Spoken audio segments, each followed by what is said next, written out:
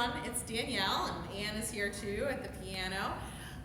We just wanted to share some music with you this morning as we look for ways to stay connected when we can't be physically together. I thought it might be nice to start our week, our Monday mornings off with a song. I don't know about you guys, but for me, music is a great way to express emotion, to connect to our faith, and to share what we're feeling with others. And so I thought that might be a great way to start our week during these times of a lot of uncertainty. As I thought about the first song I might want to share with you this Monday morning, I immediately came to one that has always been a favorite of mine. I've sung it before in worship. I know that a lot of you have shared with me that you love it too. And that is the song, His Eye is on the Sparrow. The author of this song, the person who wrote the text for this song, based it partially on a passage from Matthew, the 6th chapter. I'd like to just share that with you now. Therefore I tell you, do not worry about your life, what you will eat or drink, or about your body, what you will wear. Is not life more than food, and the body more than clothes? Look at the birds of the air. They do not sow or reap or store away in barns, and yet your heavenly Father feeds them. Are you not much more valuable than they? Can any one of you, by worrying, add a single hour to your life? And why do you worry about clothes? See how the flowers of the field grow? They do not labor or spin. Yet I tell you that not even Solomon in all his splendor was dressed like one of these. If that is how God clothes the grass of the field, which is here today and tomorrow is thrown into the fire, will he not much more clothe you, you of little faith? So do not worry, saying, what shall we eat? Or what shall we drink? Or what shall we wear? For the pagans run after all these things, and your heavenly Father knows that you need them. But seek first his kingdom and his righteousness, and all these things will be given to you as well. Therefore, do not worry about tomorrow, for tomorrow will worry about itself. Each day has enough trouble of its own. You know, friends, I don't think that when we read this passage, God tells us that it is he's telling us these things because he thinks we will never worry. He knows that we will.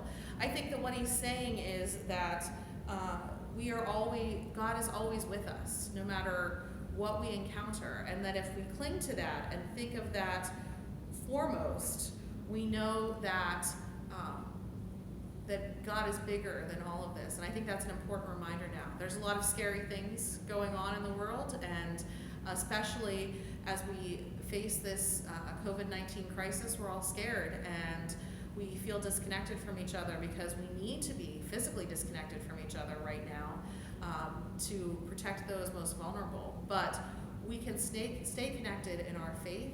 We can stay connected by praying for one another. We can stay connected by calling one another. We can stay connected by connecting on social media.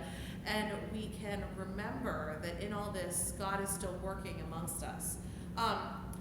C.D. Martin is who wrote this wonderful song, and I'm going to share with you just a little bit of the history of what inspired her. C.D. Martin, she was Canadian by birth. She was born in August 1869 in Nova Scotia.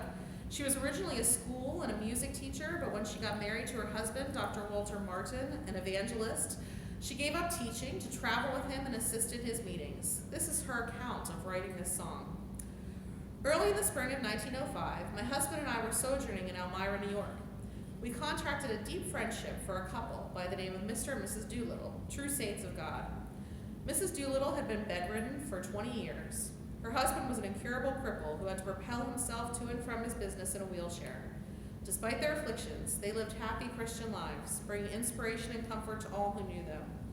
One day, while we were visiting with the Doolittles, my husband commented on their bright hopefulness and asked them for the secret of it. Mrs. Doolittle's reply was simple.